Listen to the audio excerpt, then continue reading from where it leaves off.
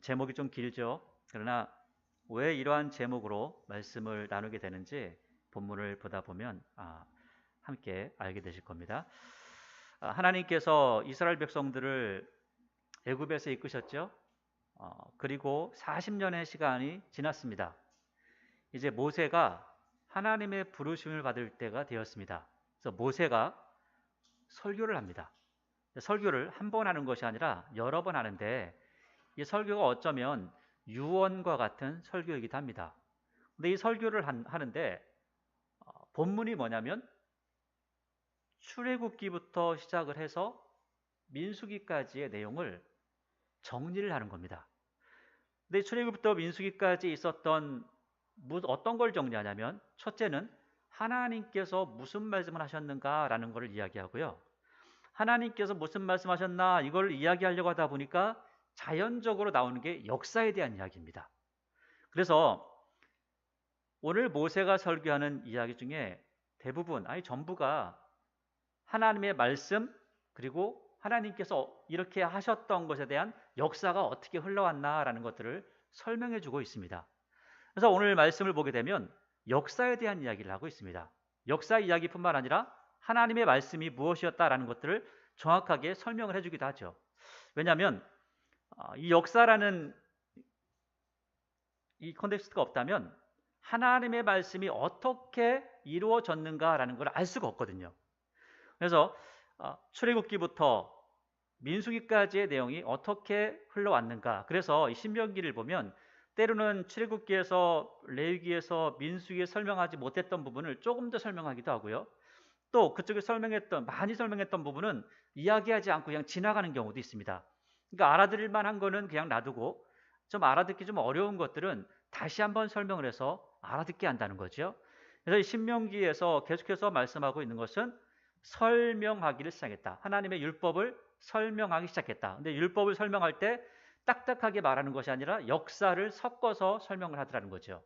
우리가 TV를 보죠.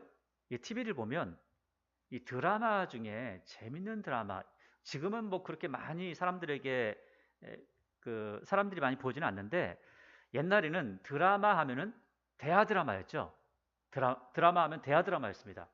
그 드라마 하면 용의 눈물, 뭐 조선왕조 500년, 때로는 뭐 조금 거기 뭘 섞어가지고 하더라도 허준, 그죠? 그 다음에 대장금 이런 것들을 보게 됩니다. 근데 역사적인 사실이 있고요. 그 역사적인 사실이 거기에다가 약간의 살을 붙여가지고 우리에게 드라마를 만들어서 보여준다는 거죠. 재미도 있을 뿐만 아니라 그 안에 교훈이 있는 거죠. 그래서 오늘 신명기, 특별히 신명기 말씀은 출애굽기, 레위기, 민수기보다 조금 더 재미있게 들을 수 있는, 조금은 더 관심 있게 들을 수 있는 부분이기도 합니다. 왜냐하면 역사가 이 안에 녹아있기 때문에, 그리고 역사를 해석하고 있기 때문에 그렇습니다. 왜 그런 일이 있었지? 라는 사람들이 모르고 지나갈 일들을 해석을 해주는 겁니다. 그래서 신명기는 조금 더 재미있게 볼 수 있는 부분이기도 하다는 거죠. 그러니까 이 하나님께서 어떻게 역사를 이끄셨다라는 것들, 그래서 강한 민족을 하나님께서 다 이기게 하셨다라는 것들을 이야기하다가 너희들이 지금 애굽에서 나왔는데, 그리고 또 애굽에서 나와서 가나안 땅에 들어갈 건데, 그러면 애굽 사람처럼 살 거니 가나안 사람처럼 살 거니 어떻게 살아야 할까요? 하나님께서는 아니야, 애굽 사람처럼 살면 너희 병 걸리고 너희들 망할 거야. 또 가나안 사람들처럼 살면 야, 가나안 사람들이 왜 망하는 거야? 쟤들이 지금 너무 죄가 많아가지고 쟤들을 다 너희들에게 준다는 거 아니야. 걔들처럼 살아도 안 돼. 그럼 어떻게 살까요? 하니까 십계명을 주시면서 이대로 살아야 된다라는 것들을 말씀하더라는 거예요. 그래서 십계명의 내용이 신명기 5장 5장에 쭉 기록이 되어져 있죠. 그래서 5장 21절까지가 십계명에 대한 이야기를 합니다.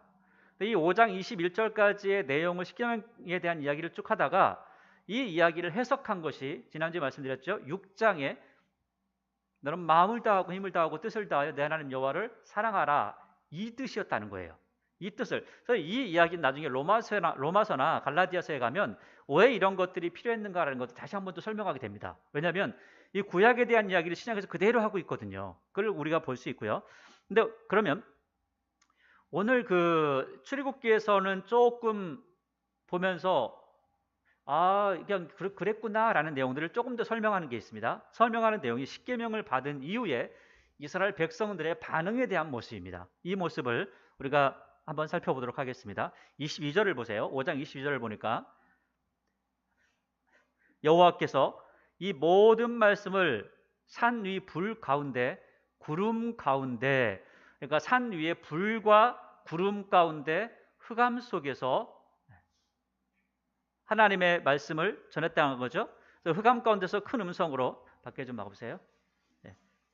흑암 가운데서 큰 음성으로 너희 총회에 이르신 후에 더 말씀하지 아니하시고, 그러니까 지금 십계명만 이야기하고 그 뒤로는 이야기하지 않았다는 거죠. 십계명을 이야기하고 그 뒤는, 그 왜 십계명만 이야기하고 그 뒤에는 이야기하지 않았는가라는 것들을 이야기하고 있습니다. 그 뒤 보니까 더 말씀하지 아니하시고 그것을 두 돌판에 써서 내게 주셨느니라. 산이 불에 타며 깜깜한 가운데서 나오는 그 소리를 너희가 듣고 너희 지파의 수령과 장로들이 내게 나와 말하되, 그러니까 왜 이 이야기만 하고 말았는가라는 것들을 뒤에 설명을 해주는데, 24절을 보니까 말하되 우리 하나님 여호와께서 그의 영광과 위엄을 우리에게 보이시며 불 가운데서 나오는 음성을 우리가 들었고, 하나님이 사람과 말씀하시되 그 사람이 생존하는 것은 오늘 우리가 보았나이다. 이제 우리가 죽을 까닭이 무엇이니까? 이 큰 불이 우리를 삼킬 것이요, 만일 우리가 우리 하나님 여호와의 음성을 다시 들으면 죽을 것이라. 그러니까 사람들이 뭐라 그랬냐면, 지금 십계명을 하나님께서 말씀하셨어요. 말씀하셨는데 사람들을 보고한 것이 아니라 저 시내산에서 십계명 10개의 계명을 하나님께서 말씀하시더라는 겁니다. 근데 사람들에게 말씀하시니까 사람들이 듣고, 야, 나 오늘 하나님의 음성 들었다, 기쁘다, 즐겁다, 우리는 그렇게 할 것 같잖아요. 우리 하나님 앞에 기도할 때 뭐라고 그래요? 하나님의 음성을 들려주세요. 야, 너 하나님의 음성 듣다 죽는다. 그래도 들려주세요 이렇게 우기잖아요. 그런데 오늘 여기에 진짜 하나님의 말씀 들었던 사람들이 뭐라고 하냐면, 우리 너무 무서워서 못 있겠다고. 그러니까 지금 산에서 그냥 성경 말씀을 그대로 우리식 표현을 한다면 깜깜한데 불이 번쩍번쩍하면서 천둥이 막 우르르 쾅쾅쾅 치는데 하나님의 말씀이 들리는 거예요. 근데 이 하나님의 말씀이 십계명이 들리는 거죠. 들리니까 사람들이 너무너무 두려워하는 겁니다. 깜깜한 중에 번쩍번쩍하면서 천둥 번개가 치면서 하나님의 말씀이 들려지니까 너무너무 두려운 거죠. 그러니까 사람들이 하나님의 말씀을 듣고 나서 하는 말이 뭐라고 하냐면, 우리가 죽을 까닭이 뭡니까? 아니야, 우리가 하나님 말씀 듣다가 죽겠습니다. 우리 하나님 말씀 듣다가 가나안 땅에도 못 들어가겠습니다 라고 이렇게 이야기하는 거죠. 여러분, 지금도요 사람들이 그렇게 기도합니다. 하나님의 말씀을 들려주시면, 음성을 들려주시면 내가 하나님 믿는다니까요. 내가 믿는다니까 끝까지 그거 못 믿겠어요? 이렇게 이야기합니다. 그런데 하나님께서는 들려주시지 않으실 뿐만 아니라 또 들었던 사람들은 다시는 듣고 싶지 않다, 너무너무 두렵다, 너무 무섭다라고 이렇게 이야기를 합니다. 자, 지금도 어떤 사람들은 이렇게 이야기해요. 내가 기도하다가 하나님의 음성을 들었다, 성령께서 나에게 말씀하셨다, 이렇게 이야기해요. 근데 여러분, 성령께서 우리 귀에 들리게 무슨 말씀을 하실까요? 성령께서 어느 날 갑자기 내가 하나님이니까 너는 말이야 이렇게 하거라 그럴까요? 그렇지 않습니다. 전혀 그렇지 않습니다. 성령께서 하시는 역사, 성령 하나님께서 하시는 일이 있습니다.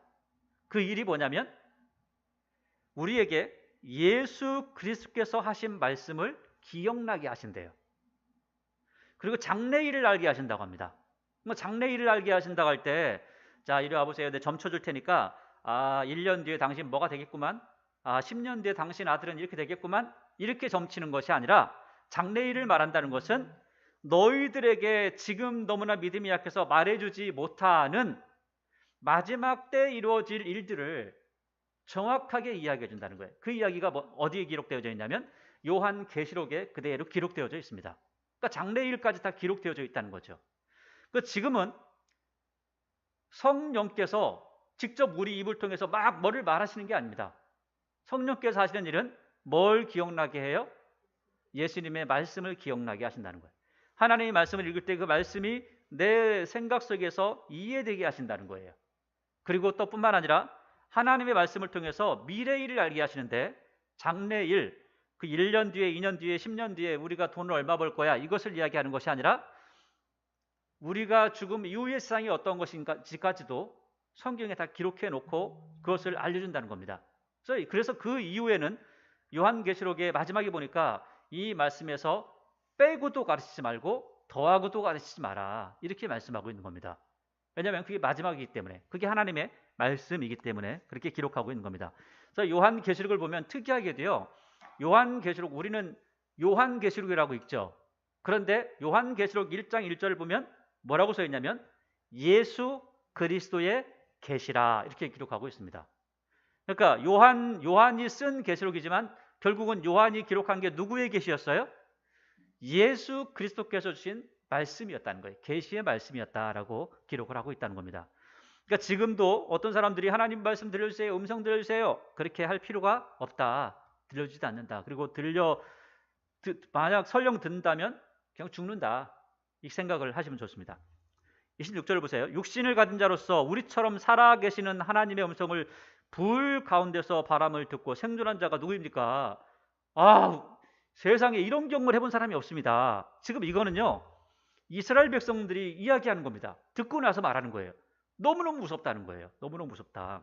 그래서 27절, 당신은 가까이 나가서 우리 하나님 여호와께서 하시는 말씀을 다 듣고, 그러니까 지금 당신은 하는 건 모세, 당신이 하나님께 가서 하나님의 말씀을 듣고 우리에게 전해주세요, 이렇게 얘기하는 겁니다. 우리는 도저히 들을 수가 없습니다. 너무너무 두렵습니다. 근데 나중에 이 하나님의 말씀을 다 듣고 내려서 기록한 게 있잖아요. 그 기록한 게 레위기 말씀입니다. 레위기 말씀이에요. 그래서 그걸 다 기록해서 이스라엘 백성들에게 가르치죠. 이게 레위기 말씀이라는 겁니다. 이렇게 이야기하니까 28절을 보세요. 여호와께서 너희가 내게 말할 때 너희가 말하는 소리를 들으신지라. 여호와께서 내게 이르시되 이 백성이 내게 말하는 그 말소리를 내가 들으니까 그 말이 다 어때요? 옳도다. 우리 같으면 건방진 것들이 말이야, 아니 내가 말하는데 니들이 듣고 안 듣고 니들 마음대로 해? 할 것 같잖아요. 근데 하나님께서는 아니라는 거예요. 니들 말이 옳다라는 겁니다. 너희들 말이 옳아. 너희들이 내 말 계속 듣고 있으면 죽는 사람이 태반일 거야. 아니 다 죽을 거야. 이렇게 이야기하는 겁니다. 이렇게 말씀하시는 거예요. 그런데 놀랍게도 이 이야기를 하시고 그 뒤에 보면 그 뒤에 말씀이 아주 오늘 제목인데 이 뒤에 말씀이 굉장히 중요한 말입니다. 29절 같이 한번 읽어볼까요? 시작. 다만 그들이 항상 이 같은 마음을 품어 나를 경외하며 내 모든 명령을 지켜서 그들과 그 자손이 영원히 복받기를 원하노라. 보세요. 하나님께서 이스라엘 백성들이 우리 하나님 말씀 너무너무 두려워서 직접 못 듣겠습니다 라고 하니까 그래 너희들 말이 맞아, 잘 생각했어. 그런데 29절이 이거예요.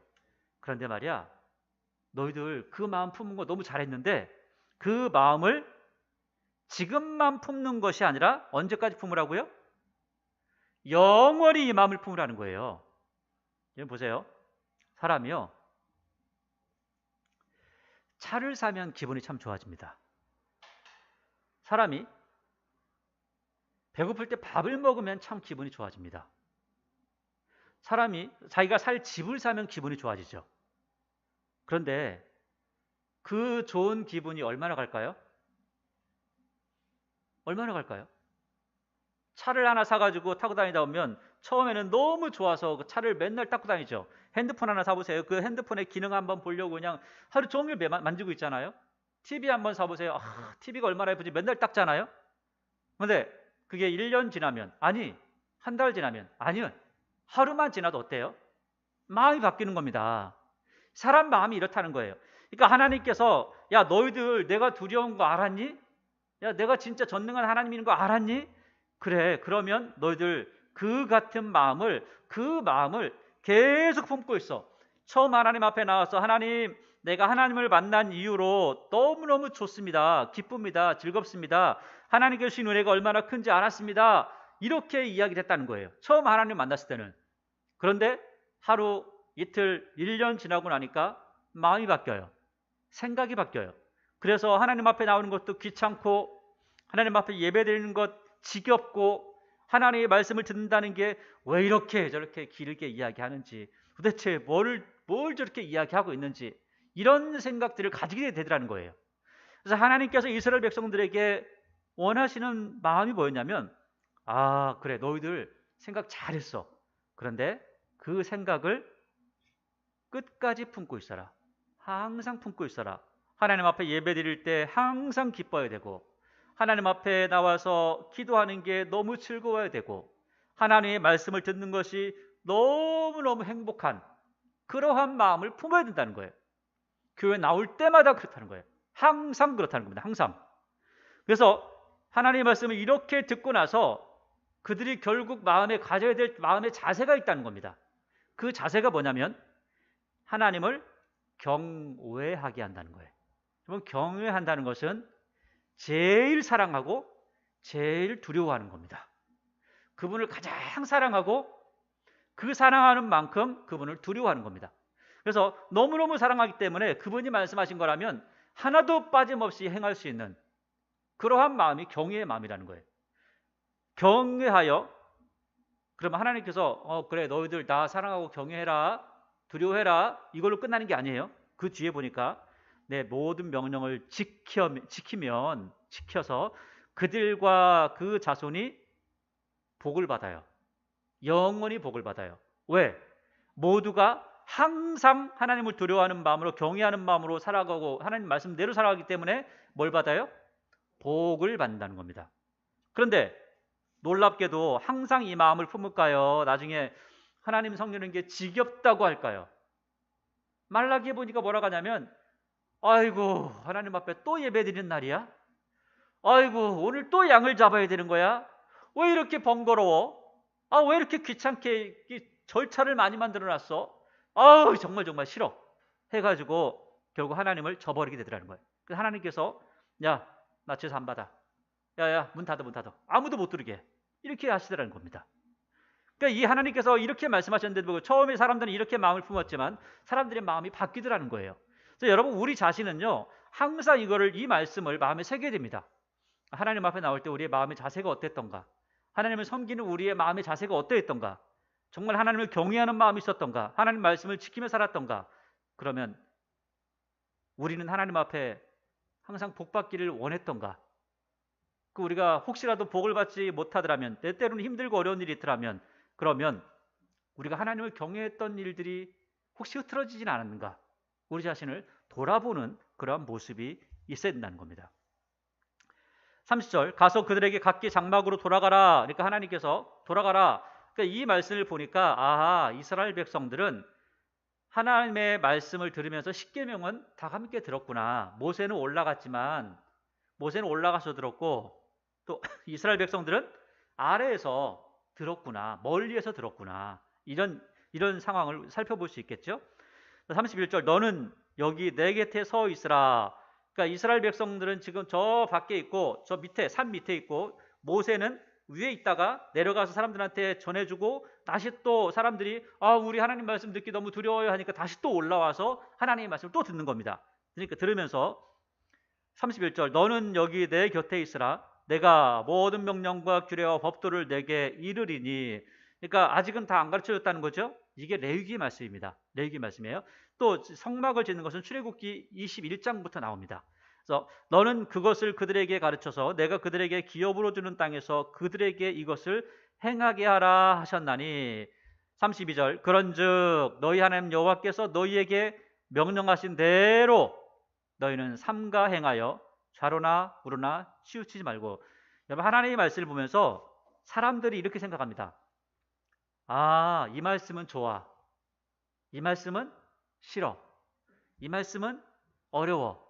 이 말씀은 쉬워. 그러니까 이것은 지킬 거고 이거는 나한테는 해당되지 않는 것 같아. 이렇게 생각하고 다 분별을 내놓고 내가 좋은 것만 따라가더라는 거예요. 그래서 집집마다 보면 하나님의 말씀을 붙여놓는 경우가 있는데, 하나님의 말씀을 기록해놓고 붙여놓는 걸 보면 주의 종의 집이 복을 받게 하옵소서, 이런 것만 붙여놓더라는 거예요. 왜? 자기가 좋은 말씀, 자기가 선택한 말씀이라는 거죠. 근데 하나님께서 말씀하시는 것은 뭘 붙여놓으라고 그래요? 너는 마음을 다하고 힘을 다하고 뜻을 다하여. 이 힘이라는 게 목숨을 다한다고 그랬죠. 내 하나님 여호와를 사랑하라. 이건 붙여놓으라는 거예요. 다른 거는 붙여놓으라는 말씀도 안 하세요. 이거는 붙여놓으라고 그래요. 근데 붙여놓으라는 건 안 붙여놓고 붙여놓으라고 말하지 않은 것도 아는 것만 갖다 붙여놓으라는 거죠. 참 문제가 있죠. 33절 너희 하나님 여호와께서 너희에게 명령하신 모든 도를 행하라. 자, 어떤 거는 좋으니까 어떤 거는 싫으니까 선택하지 말고 모든 도를 행하라. 그리하면 너희가 살 것이요. 그러니까 죽지 않고 산다는 거죠. 건강하게 살 것이고 복이 너희에게 있을 것이며 너희가 차지한 땅에서 너희의 날이 길리라. 그러니까 여기서 하나님 말씀대로 살면, 그러니까 율법대로 살면 영원히 사는 게 아니에요. 율법 말씀, 하나님의 말씀대로 살면 건강하게 살 거야. 오랫동안 장수할 거야. 그럼 영생에 대한 이야기는 다른 이야기입니다. 영생에 대한 얘기는 하나님 말씀대로 살아가면, 그리고 믿었으면, 그럼 사람이 죽은 이후의 삶은 영원하게 너희에게 삶을 줄 거야 라고 하는 그 말까지 이어지는 거죠. 그래서 6장 1절을 보세요.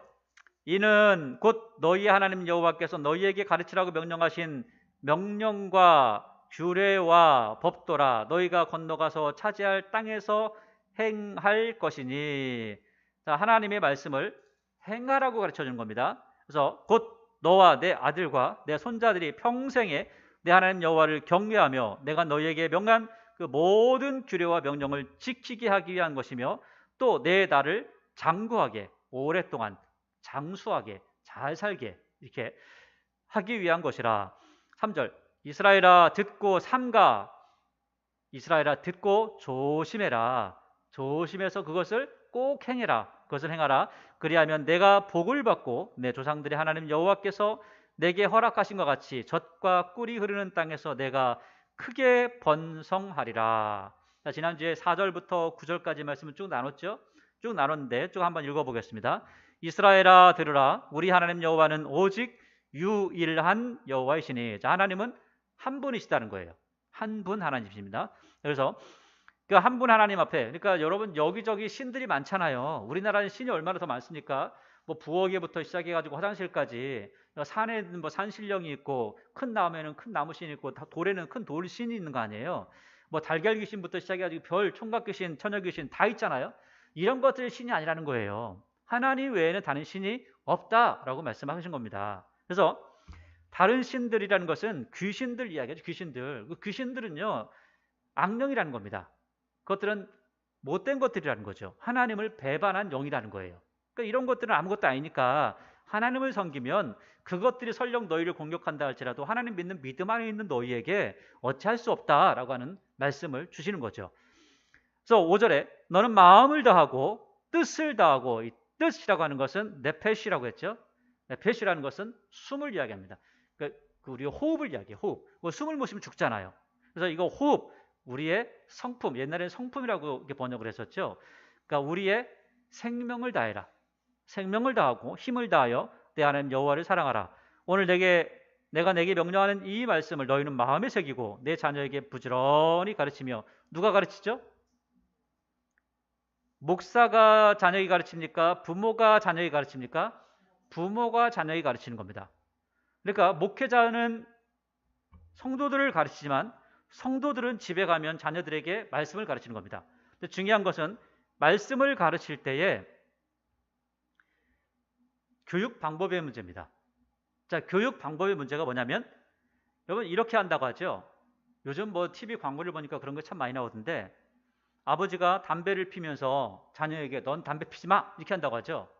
그러면 자녀들은 지금 아버지가 이야기하는 이 담배 피지 마라고 하는 내용을 담배 피지 말라는 내용으로 들을까요? 담배 피라는 내용으로 들을까요? 담배 피라는 내용으로 든다는 겁니다. 그래서 하나님의 말씀을 가르칠 때는 언행이 일치해야 됩니다. 부모가 하나님 말씀대로 살아가면서 자녀에게 행동으로 보여주는 겁니다. 이렇게 보여줄 때에 자녀들이 배우게 되는 거죠. 그래서 이스라엘 백성들은 하나님의 말씀을 가르칠 때 아주 특이한 경우가 하나가 있는데 이겁니다. 하나님의 말씀을 가르칠 때에 아이들에게 하나님의 말씀 한번 가르치고 나면 꿀을 하나를 준답니다. 꿀을 한 숟가락 딱 퍼서 준답니다. 또 하나님 말씀 가르치고 나면 다시 또 꿀을 한 숟가락 준다는 거예요. 그래서 왜 하나님 말씀 가르치는데 하나님 말씀 읽어주고 왜 꿀을 먹입니까? 그 이유는 뭐냐면 하나님의 말씀이 꿀송이처럼 달다. 이것을 이야기하죠. 시편 19편 119편 말씀에서는요. 하나님의 말씀이 내게 꿀송이보다 더하니다. 이런 고백을 합니다.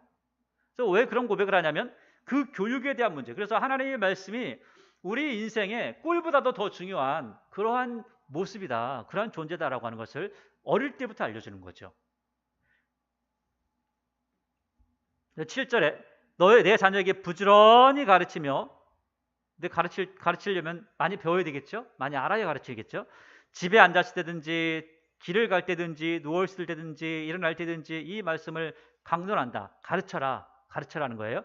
그 다음에 너는 또 그것을 내 손목에 매어 기호로 삼고, 손목에다가 항상 신경 쓰이겠죠. 여러분 팔찌 하나 차고 다니다가 안 차고 다니면은 뭐가 이상하다, 뭐가 안 걸리는데, 없는데, 이렇게 생각이 들잖아요. 이게 자꾸 차고 다니다 보면 내가 여기다 뭘 하고 있다. 여기에는 이 말씀이 새겨져 있어요. 여기에 손목에 띠가 있는데 여기에 너는 마음을 다하고 힘을 다하고 뜻을 다하여 내 하나님 여호와를 사랑하라. 이 말씀이 기록되어져 있다는 거예요. 그 다음에 여기다가도 이렇게 메고 있으라는 거예요.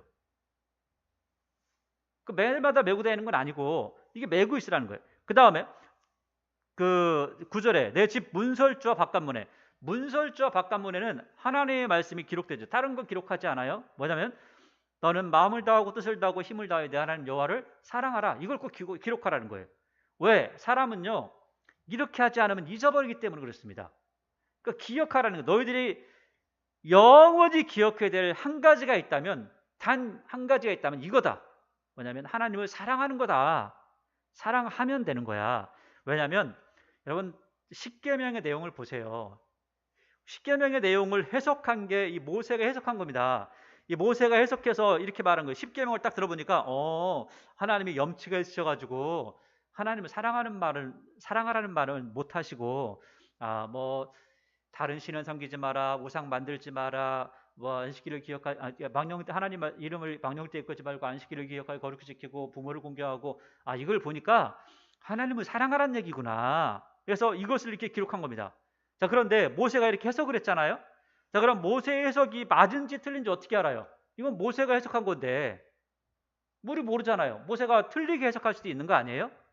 근데 예수님께서 딱 모셔가지고 사람들이 와서 예수님께 물어봅니다. 예수님, 성경 말씀 중에 가장 큰 계명이 뭡니까? 이렇게 물어봤어요. 물어보니까 야, 성경에 기록되어 있잖아. 너는 마음을 다하고 뜻을 다하고 힘을 다하여 내 하나님 여호와를 사랑하라 하셨으니 이것이 첫째 되는 계명이요, 내 이웃을 내 몸같이 사랑하라 하셨으니 이게 두 번째, 둘째 되는 계명이다. 이 두 가지를 이야기하세요. 그러니까 이 말씀을 보니까 하나님을 사랑하는 계명이 이거였구나. 십계명이 하나님을 사랑하라는 거였구나 라는 것을 잘 해석했다는 거죠. 자, 그리고 나서 이 10절부터는 너희들이 하나님의 말씀을 들었다면, 하나님의 은혜를 경험했다면 이렇게 살면 안 돼 라는 걸 다시 한번 이야기하는 겁니다.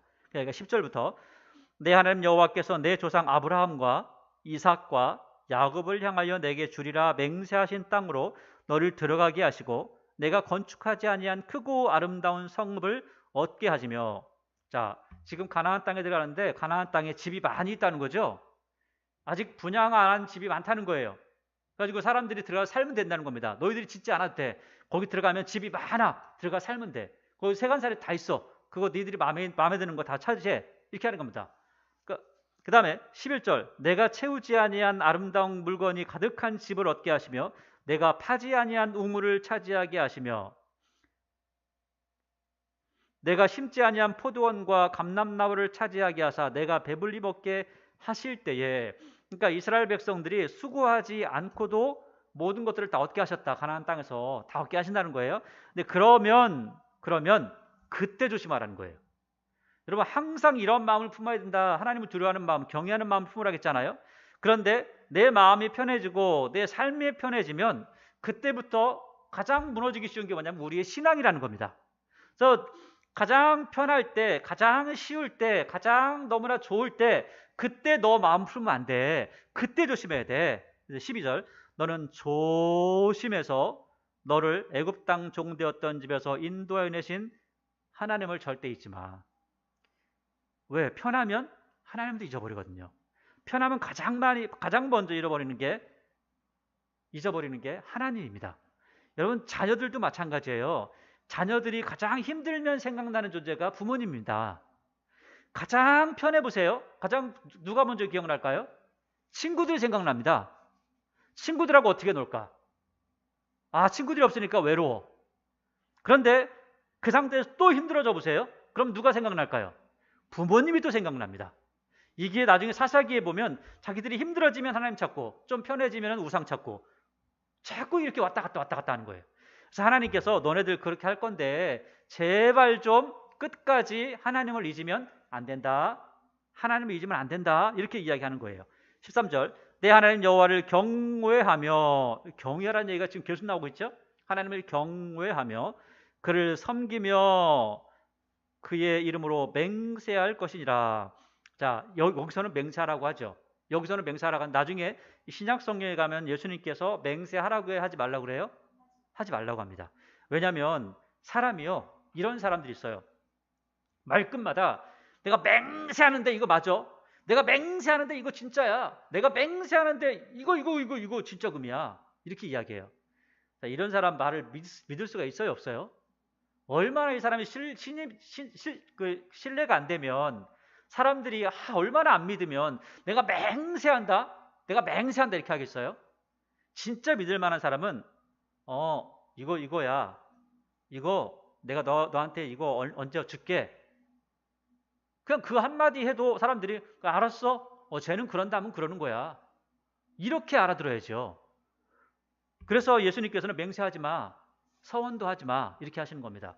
그냥 그러면 그렇다, 아니면 아니다. 이렇게 사람이 신뢰 있게 살아가야지, 신임이 있어야지 이렇게 말씀하시는 거죠. 자, 14절 너희는 다른 신들 곧 내 사면에 있는 백성의 신들을 따르지 말라. 이거는요, 하나님께서 이렇게 조심하라고 했는데 사사기를 보기 시작하면 사사기부터 아주 난리가 납니다. 이런 이야기가 난리가 나요. 아주 진짜 다른 신들을 얼마나 섬기는지 몰라요. 15절 너희 중에 계신 너희 하나님 여호와는 질투하시는 하나님인즉, 하나님의 성품을 한 가지를 이야기하죠. 하나님의 성품 중에는 어떤 성품이 있다고요? 질투라는 성품이 있습니다. 여러분, 하나님의 사랑을 이야기합니다. 여러분, 사랑을 이야기할 때 아가페 사랑을 이야기합니다. 하나님의 사랑은 아가페 사랑이다라고 해요. 자, 아가페 사랑은 어떤 사랑이다라고 사람들이 이야기하냐면, 아가페라고 하는 것은 주고 줘도 후회하지 않는 사랑을 아가페 사랑이라고 합니다. 자, 그러면 진짜 그럴까요? 하나님의 사랑이 무조건 주고 그 다음에 다 줘도 너희들이 배반해도 괜찮아 그러실까요? 하나님의 성품 중에 어떤 성품이 있다고요? 질투라는 게 있어요. 여러분, 질투라고 하는 것은 에로스에 있는 겁니다. 에로스. 그래서 이 질투라는 이 상황을 어떻게 우리가 이해를 되냐면, 구약 성경에서는 하나님과 이스라엘 백성을 어떻게 이야기하고 있냐면, 하나님은 남편이고 이스라엘 백성은 아내다 이렇게 설정을 합니다. 그러면 여러분, 남편과 아내가 남편이 내가 다 줄 테니까 네 마음대로 살아 이렇게 합니까? 아니요. 내가 널 사랑하는 만큼 너도 나를 사랑해야 돼 이렇게 이야기하는 거죠. 사랑의 관계라는 겁니다. 그래서 만약에 내가 너를 사랑하는데 네가 나를 사랑하지 않아? 그럼 그럼 질투라는 거죠. 질투하면 그 질투는요, 얼마나 무서운지, 그 질투는 지옥의 불보다 무섭다 이렇게 이야기합니다. 이게 아가서에서 말씀하고 있는 사랑에 대한 내용이죠. 그래서 만약에 하나님이 주고 다 줘도 그래 알았어, 괜찮아, 배반해도 괜찮아, 그래도 사랑해 이렇게 이야기하면요, 지옥을 만들 필요가 있을까요, 없을까요? 지옥을 만들 필요가 없습니다. 하나님의 사랑을 받기를 거부하는 사람들에게, 하나님을 배반하는 사람들에게 허락된 게 지옥이라는 겁니다. 그래서 이 질투라고 하는 것은 지옥을 준비하신 하나님의 모습을 이야기하는 거예요. 하나님을 섬기는 그 섬김의 도를 다하지 못하고 다른 신들을 따라가는 사람들에 대해서 하나님께서 이렇게 하신다는 겁니다. 자, 15절 너희 중에 계신 너희 하나님 여호와는 질투하시는 하나님이신즉 너희 하나님 여호와께서 내게 진노하사 너를 지면에서 멸절시키실까 두려워하라. 질투하시는데도 하나님께서 아가페니까 용서하는 게 아니라 질투할 상황이 돼버리면 사람들을 다 죽일 수도 있다 이렇게 얘기하는 겁니다. 하나님 두려움을 이야기하죠. 그래서 16절 너희가 마사에서 시험한 것 같이 너희 하나님 여호와를 시험하지 말고 물 달라고 물 없어 물 주세요 물 주세요 막 이렇게 울다가 결국은 사람들이 죽었던 하나님 시험하다가 죽었던 이제 그런 사건들을 이야기하죠. 17절 너희 하나님 여호와께서 너희에게 명하신 명령과 증거와 규례를 삼가 지키며 하나님 말씀을 지켜야 돼요. 하나님의 말씀을 지키면 어떤 일이 벌어지냐면 18절 19절 보세요. 여호와께서 보시기에 정직하고 선량한 일을 행하라. 여러분 사람들이 볼 때 정직하고 선량한 일들 좋습니다. 그런데 더 한 걸음 나아가서 우리는 누가 보기에 정직하고 선량한 일을 해야 돼요? 하나님 보시기에. 여러분 보세요. 하나님 믿지 않는데 모범적으로 잘 살아가는 사람들 있죠. 그런 사람들. 근데 이 사람이 예를 들어서 절에 다니면서 부처를 섬겨요. 다른 신을 섬긴다고요? 자, 그런데 이 사람이 착하게 살아요. 모든 사람들이 보니까 존경할 만한 삶을 사는 거예요. 자, 그러면 이 사람이 천국에 갈까요? 지옥 갈까요? 사람들은 이렇게 생각해요.